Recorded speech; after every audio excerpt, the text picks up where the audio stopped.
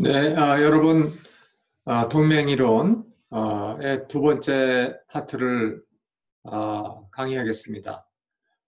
아, 지난 시간에 이어서 오늘은 실제로 동맹이 형성되고 유지되고 혹은 파기, 와해되는 그런 과정을 한번 살펴보기로 하겠습니다.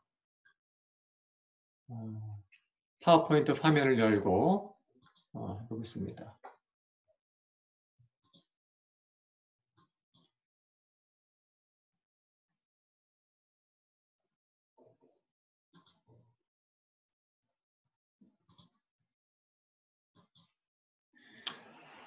네, 지난 시간에 한 내용들이고요. 지난 시간에 월트 스웰러 얘기까지 했는데, 네, 제임스 모로우의 안보 자율성 교환 모델에 대해서 조금 보충 설명을 할까 생각합니다.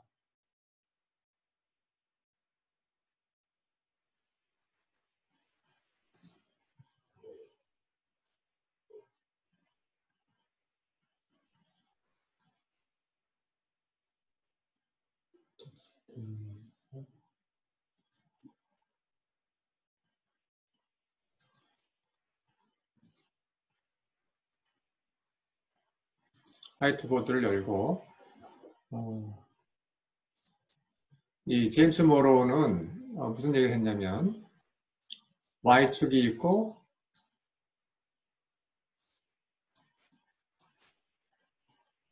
X축, 선이 찌그러졌는데요.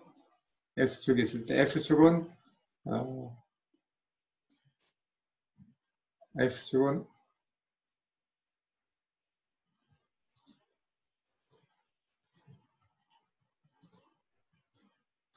X축은 여기는 이제 오토노미입니다. 자율성을 뜻하는 오토노미고 Y축은 안보를 뜻하는 시큐리티. 그러면 좀 써보겠습니다. Y축은 시큐리티고 X축은 오토노미다라고 했을 때 이 두 나라가 하나는 강대국이고 나머지 하나는 약소국이 동맹을 맺었다고 우리가 상정을 했을 때 제임스 모로우는 무슨 얘기를 했냐면 자기가 관찰을 해보니까 이런 현상이 발생하더라 하는 얘기를 했습니다. 자, 무슨 얘기냐면요. 이 약소국이 강대국의 동맹을 요청해서 맺게 되는 경우 강대국이 보호를 해주니까 그 약소국의 안보는 올라가겠죠. 안보는 이렇게 시큐리티로 올라갑니다. 그런데 안보는 올라가지만 대신 안보가 올라가는 만큼 X축의 오토노미는 이렇게 역비례하는 관계가 올 수 있다.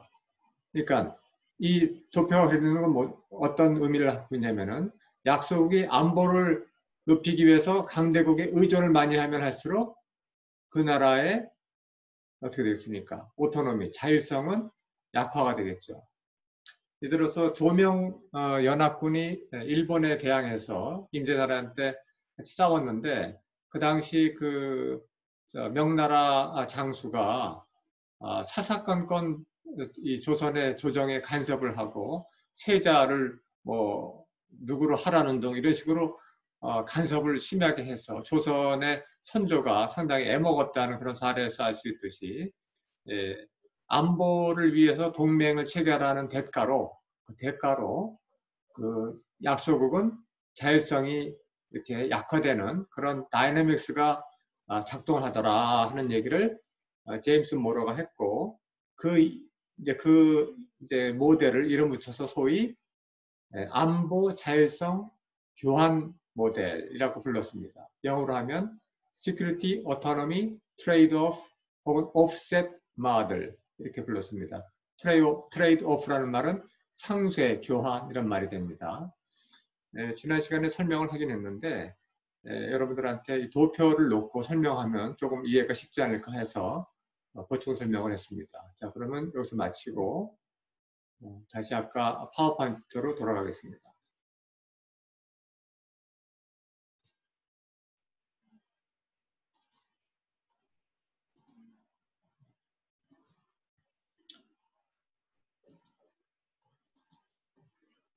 자, 방금 설명한 것이 요 얘기입니다. 자, 그러면 넘어가서 이제 그 동맹의 파기와 배신이라고 하는 그런 과정이 종종 있는데 약소국 입장에서는 엄청난 충격이 될 수가 있습니다. 강대국은 뭐 여러 약소국하고 동맹을 맺었다가 이렇게 뭐 버린다고 하죠. abandon 뭐 할 수도 있겠죠. 배신을 할 수도 있겠지만 하지만 이 약소국 입장에서는 든든하게 믿었던 강대국이 그 장막을 걷어가 버리면은 그거는 생존의 위기에 처할 수 있는 그런 심각한 문제가 될 수 있는 겁니다. 여기서 보시면 여기 일반적으로 동맹의 파기 종료는 언제 일어나냐면은 동맹이라고 하는 것은 가상적을 염두에 두고 서로 힘을 합하는 거잖아요. 어그리게이션이라고 합니다. 합하다는 어그리게이션 of power 혹은 어그리게이션 of military force 이렇게 말해요. 그런데 만일 그 위협이 소멸된다 그러면 당연히 논리적으로 이 동맹은 이제 쓸모가 없어지니까 사라지겠죠. 일반적으로 그렇습니다. 그런데 그렇지 않은 경우도 종종 유지가 되는데 근데 최근에 한국 외교정책, 또 미래 외교전략, 국방전략, 국가전략을 논할 때 큰 화두 중에 하나가 만일 한반도 평화가 온다면 평화가 와서 북한의 위협이 사라졌어요.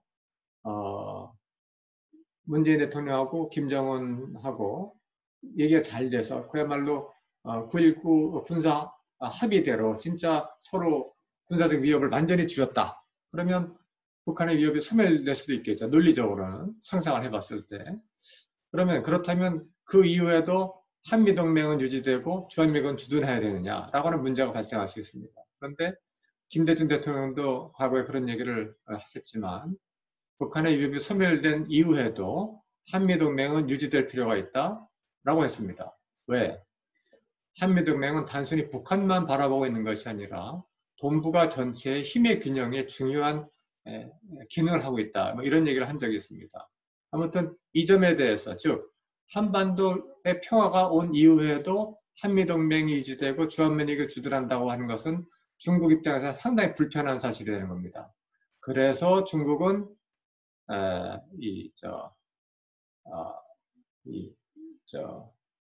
한미동맹이 과연 한반도 평화 이후에도 어떤 그 지위를 갖는가가 불안하기 때문에 그래서 한반도 평화를 원하지 않는다라고 하는 그런 이야기를 하는 사람들도 있습니다. 자, 그리고 넘어가서 이 빨간색 부분이 있죠. 글렌 스나이더라는 사람인데 연루와 방기의 위협과 다이내믹스 이 얘기를 좀 해보겠습니다. 과거에 그 유럽에서는요, 냉전 시기에 미국이 소련하고 서로 핵전쟁의 위험을 감수하고 서로 군비 경쟁을 했었죠. 그런 과정에서 소련이 SS-20이라고 하는 중거리 미사일을 동부 지역에 배치를 했습니다. 그렇게 되니까 이제 미국도 이제 퍼싱2라고 하는 중거리 미사일을 배치를 했는데 그때 이제 유럽에 있는 미국의 동맹국들이 어떤 걱정을 했냐면은 유럽 나라들이 자칫 잘못하면 미소 양대국의 핵전쟁, 전술핵 중거리 미사일 배치가 되니까 훨씬 더 핵전쟁의 위험이 높아졌다고 생각을 한 사람들이 있는데 그래서 미소 핵전쟁을 하게 될 때 유럽이 말려들어갈 수 있지 않느냐 연루될 수 있지 않느냐 그런 얘기를 하는 사람도 있었습니다. 여기 보면 연루가 있죠. 그래서 인탱글먼트 연루의 위험 즉 남의 나라 전쟁에 끌어들여가는 두려움에 대한 얘기를 많이 했습니다. 그랬을 때 또 동시에 어떤 얘기를 또 했냐면은 만일 유럽 국가들이 유럽에 있는 나토 동맹국들이 미소 양대국 사이에 끼어서 미국 미국의 전쟁에 말려들 거에 대한 두려움을 너무 가져가지고 소극적으로 한다면 그러면 어떤 경우가 올 수 있냐면은 실제로 소련이 유럽을 핵으로 위협을 했을 때 미국이 유럽 나라를 포기할 수 있다. 미국도 미국 나름대로 이 유럽을 보호하기 위해서 과연 이 핵전쟁의 위협을 감수하면서까지 핵우산을 제공할까라고 하는 데 대한 의문이 생길 수가 있거든요. 그럴 때는 이제 오히려 역으로 어벤던, 버려질 수 있는 위험도 있다는 겁니다. 그래서 이 유럽의 사례를 봤을 때 글렌 스나이더는 인탱글먼트와 어벤던먼트, 연루와 방기가 서로 시소 게임처럼 시소처럼 그런 다이내믹스를 보이는 측면이 있다 이런 얘기를 했고 동맹 국가 사이에서는 이런 점들이 늘 이렇게 적용이 될 수가 있습니다. 예를 들어서 한국도 북한이 핵을 갖고 있어요. 핵을 갖고 있는데 남한을 핵으로 위협했을 때 미국이 핵 보복을 약속했기 때문에 핵우산을 제공했기 때문에 북한이 감히 그 엄청난 핵 보복의 위험을 감수하면서까지 남한을 핵 공갈을 하지 못할 거라고 보는 것이 현재 한반도 평화 구조의 이제 기본적인 하나의 메커니즘입니다. 그런데 북한이 무슨 어떤 미사일 개발을 하고 있냐면은 미 본토를 직접 타격할 수 있는 ICBM, 즉 대륙간 탄도미사일을 개발하고 있죠. 그래서 그 의도는 뭐냐면은 북한이 남한을 위협하고 핵으로 공격하려고 할 때 미국이 핵우산을 제공하면은 북한은 너희 미국도 우리 핵으로 공격할 수 있다. SLBM도 갖고 있죠. 잠수함 발사 탄도미사일. 이런 걸 가지고 미국을 보복할 수 있으니까 미국은 빠져라. 이렇게 했을 때 미국이 과연 북한하고 핵전쟁의 위험을 감수하면서까지 워싱턴과 뉴욕의 수십만 자국민이 핵 공격을 받는 것을 감수하면서까지 동맹국을 과연 지켜줄까? 라고 하는 의문을 제기하는 한국의 국방 전문가들이 있었습니다. 그건 뭐냐면은 어벤던먼트의 두려움이 있는 거죠. 그러니까 우리가 어벤던먼트의 두려움이 너무 강해가지고 미국과의 동맹을 약화하게 되면 그러면 이제 그런 이제 문제가 이제 논리적으로 발생할 수 있다는 겁니다. 자, 그리고 동맹이 또 파괴될 수 있는 경우는 뭐냐면 대체 강대국의 등장으로 동맹 전략이 변화할 수 있습니다. 한국의 진보 세력 일부에서는 진보라는 표현이 맞는지는 모르겠습니다만 미국 대신 중국을 우리 동맹으로 하자라고 하는 극단적인 주장을 일부에서 한다는 경우를 들었습니다. 그래서 이것이 상당히 한국의 국가 전략에 대해서 많은 논쟁의 대상이 되고 있습니다. 또 아까 방금 좀 전에 얘기했는데 외교 정책의 자율성 확보를 위해서 즉 오토노미 시크릿 트레이드 오프 여기서 이제 오토노미를 앞에 썼는데 자율성 안보 혹은 안보 자율성 교환 모델에 따라서 자국의 약소국 혹은 상대적 약소국의 외교 정책이 너무 제약이 될 경우에 그때 자율성 확보를 위해서 동맹을 약화하거나 파괴하는 경우가 있습니다.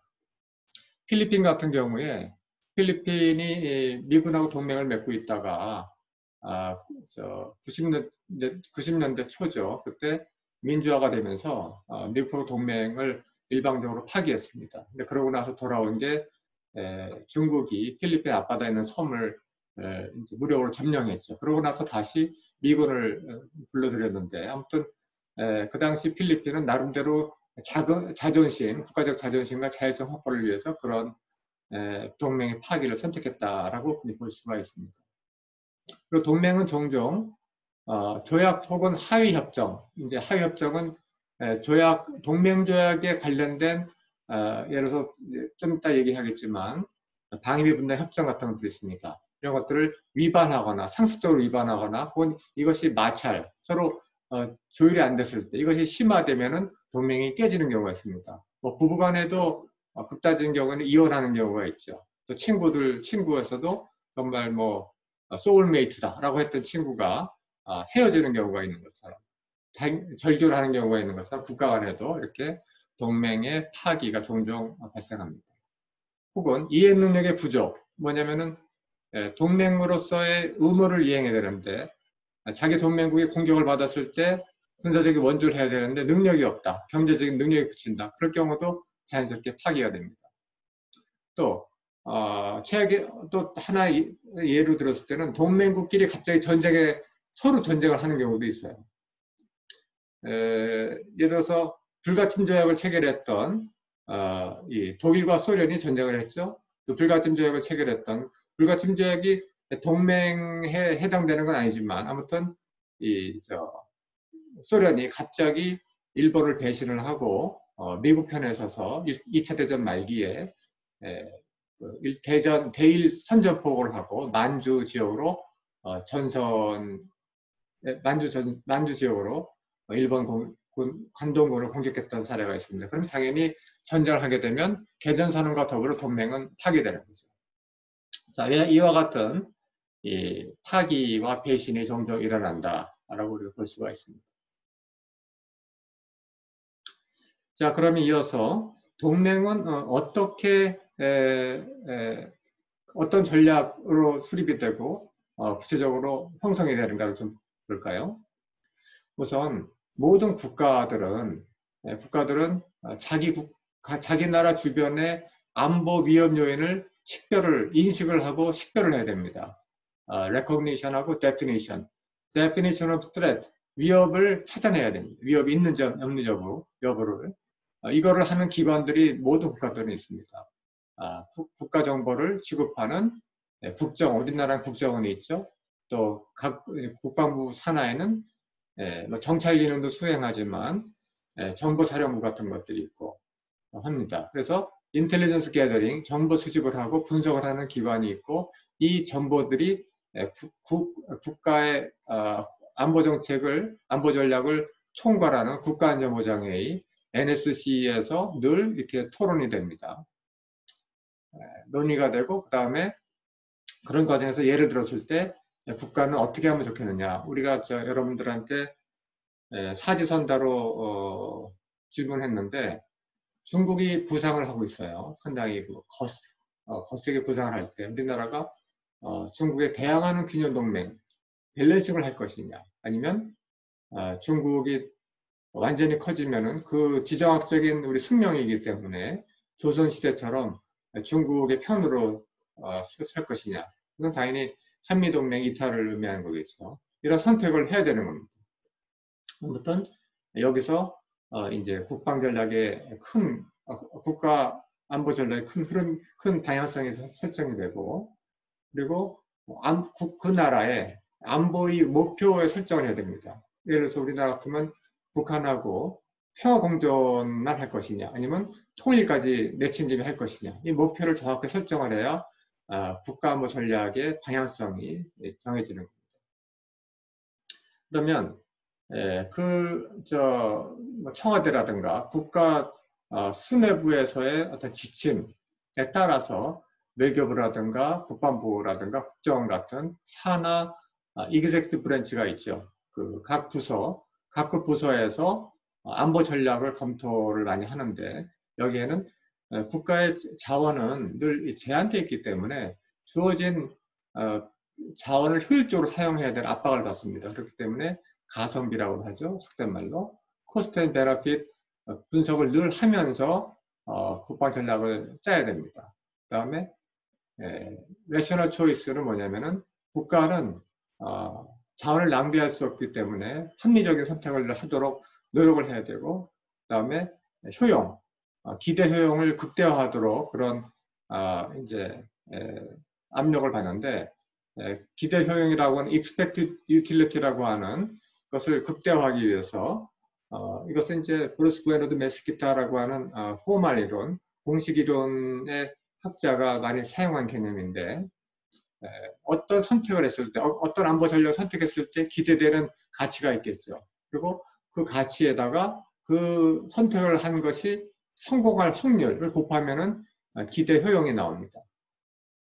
북한에 대해서 우리가 평화 공존이 아니라 통일을 선택을 했다. 그랬을 때 그걸 통일을 하게 되면은 뭐 수천조의 이득이 생긴다. 그런데 과연 통일이 가능할까 했을 때 통일은 1%, 0.1%밖에 18, 1할, 즉 1할의 가능성밖에 없다 그러면 이 10분의 1로 이 실제로 expected utility는 계산이 되는 겁니다. 그렇죠? 근데 평화공존을 선택한다는데 평화공존의 가치와 확률을 계산했더니 통일보다 이게 높더라. 그러면 평화공존을 선택해야 되는 이런 식으로 합리적인 선택을 하도록 압력을 받습니다. 물론 현실에서는 이렇게 늘 합리적으로 행동하지 못하는 경우가 많습니다. 위기라고 하는 것이 있고 관료적인 어떤 문제도 개입되고 정치 과정도 여기 개입되기 때문에 하지만 일단은 합리적으로 이런 선택을 해야 되는 압력을 받는 거죠. 그런데 이렇게 국가기관에서 하더라도 정치 과정, 국회가 개입을 하죠. 야당이 있고 또 언론이 이러쿵저러쿵 찬반 언론을 만들어냅니다. 또 여론도 막 갈라집니다. 여러분들도 당장 우리 국가 전략에 대해서 방향성을 얘기했을 때 전부 다 대중 균형 동맹을 찬성하지는 않았잖아요. 집단적 집단 안보 체제 혹은 다자 안보 체제를 선호하는 학생들도 몇 사람 있었거든요. 그런 식으로 여론이 갈립니다. 이런 기관들이 대외 기관과 협상할 때 투 레벨 게임이라는 과정이 개입이 됩니다. 뭐냐면은 상대 나라하고 조약을 맺거나 협상을 할 때 앞에서는 상대 국가와 협상을 치열하게 해야 되지만 자기 국내적으로는 뒤에는 또 국회, 언론, 여론의 설득을 하고 설득을 당하는 그런 정치 과정이 동시에 일어납니다. 그걸 우리가 투 레벨 게임이라고 불러요. 양면 게임이라고 부르는데 아무튼 이 얘기는 나중에 외교정책 모델 설명을 할 때 다시 한번 설명할 겁니다. 자, 아무튼 정말 미래를 알 수 없고 늘 모호한 그런 국제 관계 속에서 이 제도가 형성이 되면 그것이 많이 투명해지겠죠. 하지만 제도가 불충분할 때, 즉 중세라든가 근현대 때는 누가 우리의 적이 될지 모르는, 누가 나를 위협할지 모르는 그런 상당히 암흑 속에서 자기 국가의 생존을 모색해야 되는 상태에서 아무튼 최선의 선택을 하는 겁니다. 그래서 동맹 상태를 선택을 해야 돼요. 우리는 저 나라가 믿을 만하다. 저 나라는 우리를 위협하고 있다. 그러면 상대를 선택을 하죠. 그러고 나서 동맹을 체결하는 겁니다. 그러면 이런 동맹을 체결할 때 과연 어떤 모습이 있냐를 좀 볼까요? 우선 니고시에이션을 해야 됩니다. 이거는 주로 외교관들이 하는 겁니다. 외교관들이 각 나라에 상주하는 외교관들이 있어요. 대사, 공사, 부대사, 그다음에 참사관. 그렇죠. 큰 나라는 많이 있고 작은 나라는 적게 가고 이런 사람들이 주재국에서 이런 협상을 하고 어느 정도 되면은 이제 양 나라의 외교부 장관이라든가 혹은 정상 수준에서 협상을 합니다. 그 협상이 종종은 양자 간 협상이 아니라 다자 간 협상을 하는 경우도 있습니다. 또 공개적으로 한 경우도 있고 과거에는 비밀 협상을 많이 했어요. 양다리 거치는 경우도 많았습니다. 그래서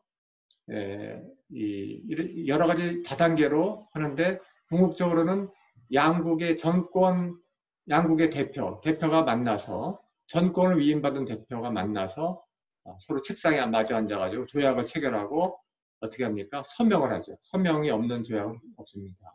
그러면 서명을 마친 그래서 2장을 각각 자기 나라 가지고 들어옵니다. 들어와서 어떤 절차도 밟아야 되냐면 비준은 뭐냐면은 행정부의 외교부 장관이라든가 대통령이 혹은 수상이 조약을 다른 나라 체결한 다음에 국내법에 헌법상의 절차가 있는 나라들이 있어요. 헌법의 규정에 따라서 그 뭐냐면은 국회에서 이거는 동의한다든가 반대한다든가 그런 걸 하기 때문에 국회 동의를 얻어야 됩니다. 그럴 때 이 비준을 받아야 됩니다. 비준을 받지 못한 조약은 동맹조약은 파기되는 겁니다. 그러면 국회에서 동의하게 되면 그러면 조약문이 서로 상대와 교환을 하겠죠. 교환을 하고 기탁을 합니다. 다수국 간 조약은 이제 특정 나라의 이 사인을 전부 다 한 거를 기탁을 하고 종종 UN 본부라든가 이런 데 기탁을 해야 되는 이제 하는 것이 이제 관례가 되어 있습니다. 이렇게 UN에 등록을 하고 공표까지 하는데 이건 뭐냐면은 2차 대전 이전에는 서로 비밀 얘기를 하도 많이 했어요. 양다리도 거치고 막 속이기도 하고 기만도 하고 하기 때문에 그런 기만과 양다리를 많이 하다 보니까 그것이 오해를 불러일으켜 가지고 전쟁으로 비화되는 경우도 있다고 하는 걸 이제 보면서 가능하면 비밀 외교를 줄여야 되겠다. 외교를 투명하게 해야 되겠다. 그런 필요성에서 유엔에 등록을 하고 공표하는 것이 일반적인 지금 절차가 되어 있습니다. 자, 그러면 동맹을 체결하면 어떤 현상이 벌어질까요? 우선 동맹을 체결한 경우에 연합군이 결성됐을 때 거기에 자기 군사력을 보내서 힘을 합쳐줘야 됩니다. 그리고 우리나라가 전장이 됐을 때 우리나라는 해외에서 들어오는 파견국 군대들을 주둔하겠죠. 주둔군이 우리나라 들어올 때 그때 이제 우리나라는 접수국이 됩니다. 외국군을 접수하는 나라가 되죠. 실제로 우리나라에 지금 미군이 들어와 있죠. 과거에는 6.25 때는 16개국 나라 군대가 우리나라에 들어와서 실제로 전투에 참여한 적이 있습니다. 그런데 외국군이 우리나라에 들어왔을 때 이 나라 군대들은 우리나라 가장 절실하게 필요한 안보를 돕기 위해서 온 사람들이에요. 근데 이 사람들한테 우리나라 국민들한테 부과하는 의무를 똑같이 부과할 수 없지 않느냐라고 하는 얘기가 나올 수 있죠. 예를 들어서 세금을 부과한다든가 소득세를 매긴다거나 교통 고속도로 통행비를 똑같이 내라고 한다든가 아니면 수도세를 똑같이 내라고 한다거나 이런 것들은 좀 곤란하지 않느냐. 왜? 우리가 아쉬워서 초청하는 거기 때문에 그런 경우에는 주둔군의 지위, 스테이터스죠. 스테이터스를 별도로 정해줘야 되는 지휘협정이 필요하게 됩니다. 그러다가 Status of Forces Agreement라고 불러요. SOFA. 줄이면 SOFA죠. SOFA.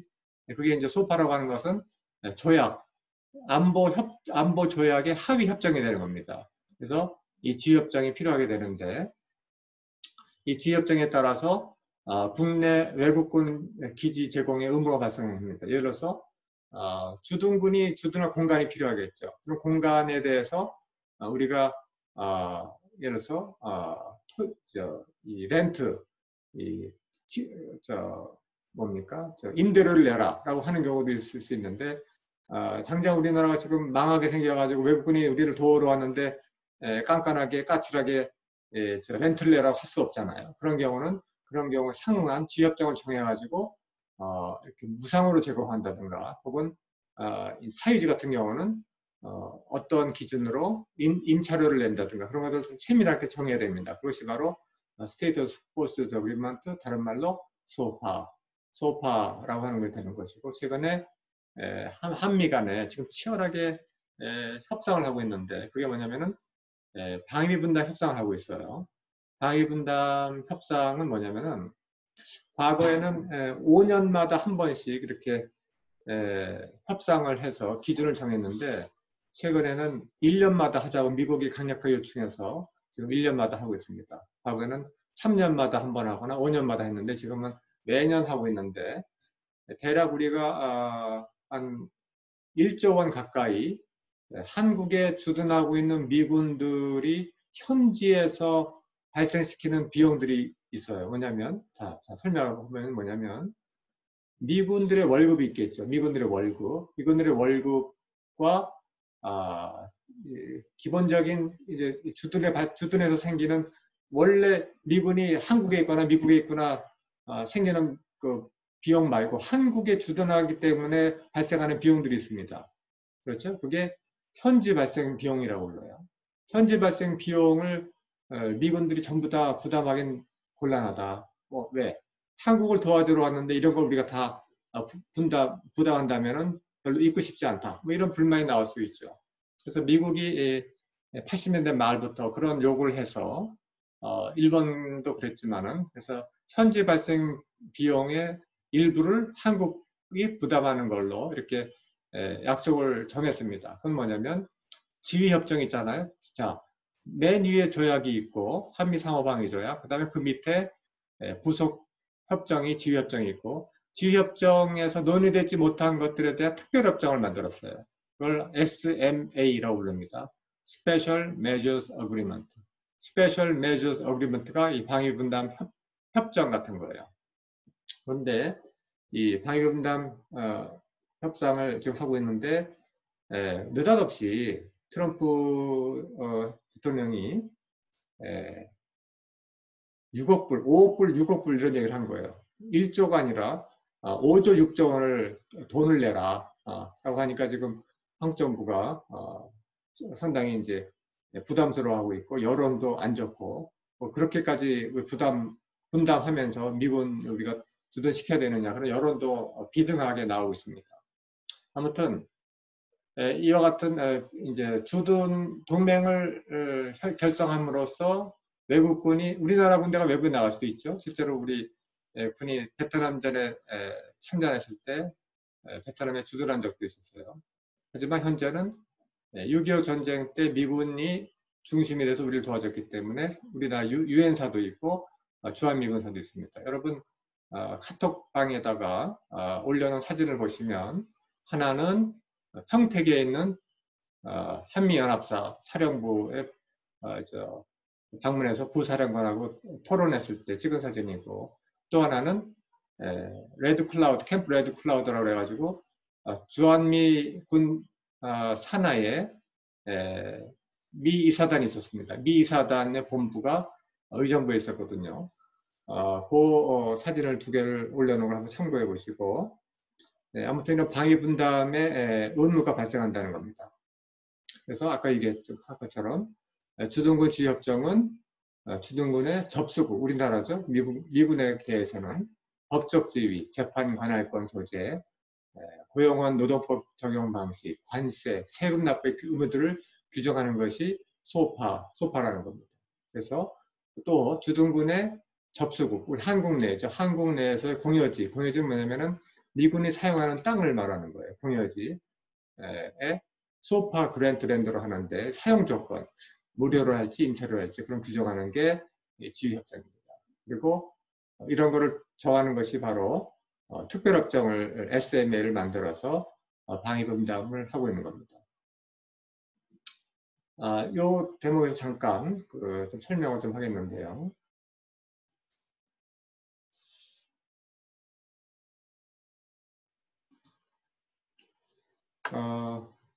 여러분들 보시면 우리 학교가 여기 인천에 있죠.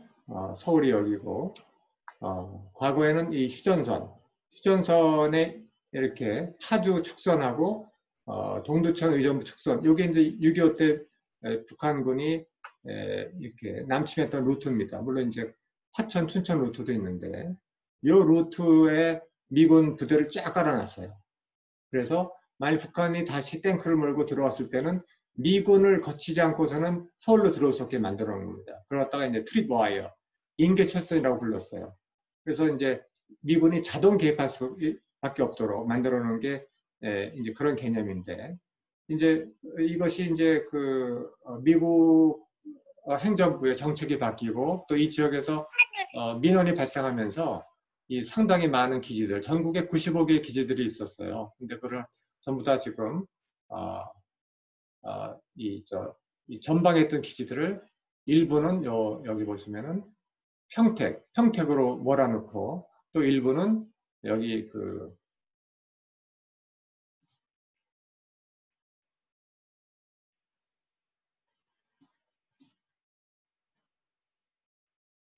대구 구미 지역에 몰아넣습니다. 통합을 한 겁니다. 그래서 지금 그러다가 이제 주한미군 재배치 계획이라고 불렀어요. 2000년대 초기에 한 사업이고, 나도 이 정부 자문위원으로 상당히 긴밀하게 참여를 한 적이 있는데, 아까 여러분들이 본 것처럼 그 평택은 바로 여기 있습니다. 지금 연합사는 미리 내려가 있고 주한미군 사령부가 지금 용산에서 용산에서 이쪽으로 내려와야 되는데 지금 좀 지체되고 있습니다. 그리고 레드 클라우드는 바로 미사단의 본부가 있던 곳인데, 사령부가 있던 곳인데, 미사단 이 사령부에 한미가 다른 나라와 없는 독특한 연합사단을 만들었어요. 한미 연합사단을 새롭게 만들어서 여기 지금 사령부가 아까 여기 레드 클라우드에 주둔하고 있는데 그 사진 2개를 여러분들 참고하기 바랍니다.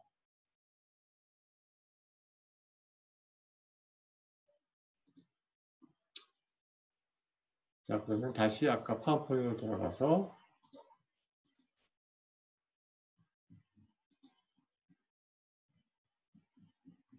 마지막 정리를 하겠습니다.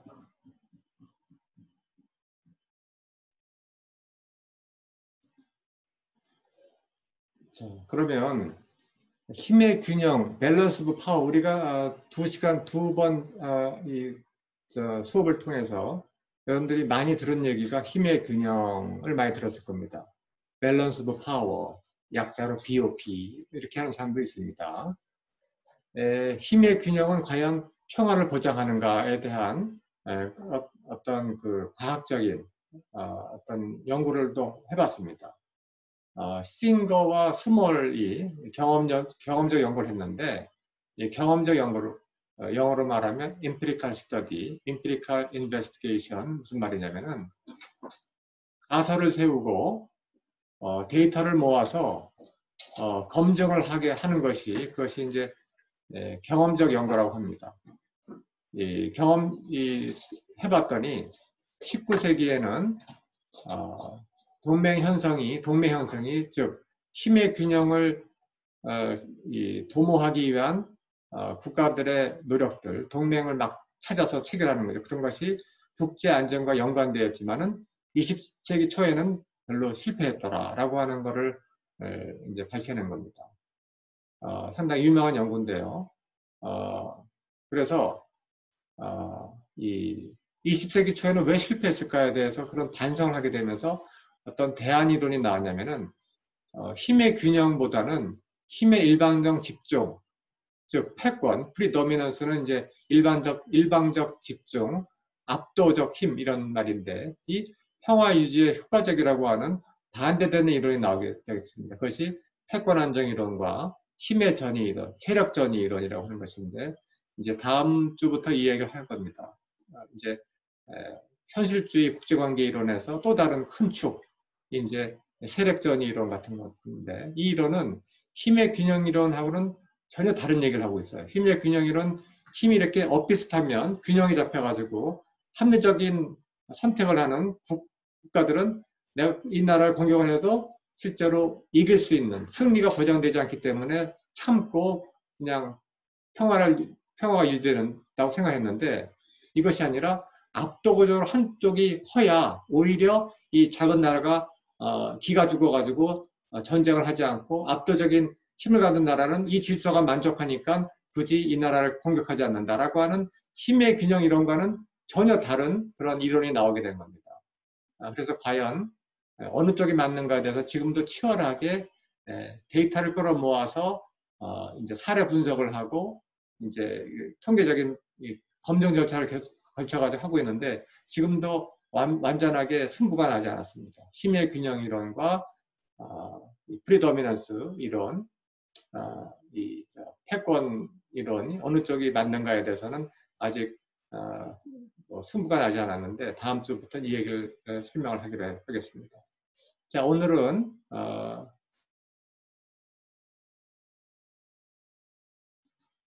이 세력 균형 이론, 동맹 형성의 세력 균형 이론에서 동맹의 형성과 파기, 그 다음에 어떻게 의무가 발생하는가에 대한 이야기를 해봤습니다. 여러분 수고 많이 했고요. 자, 이게 끝나면 이 한국의 안보 전략에 대한 여러분들의 설문 결과를 놓고 한번 토론을 해보겠습니다. 줌에서. 네, 수고 많았습니다.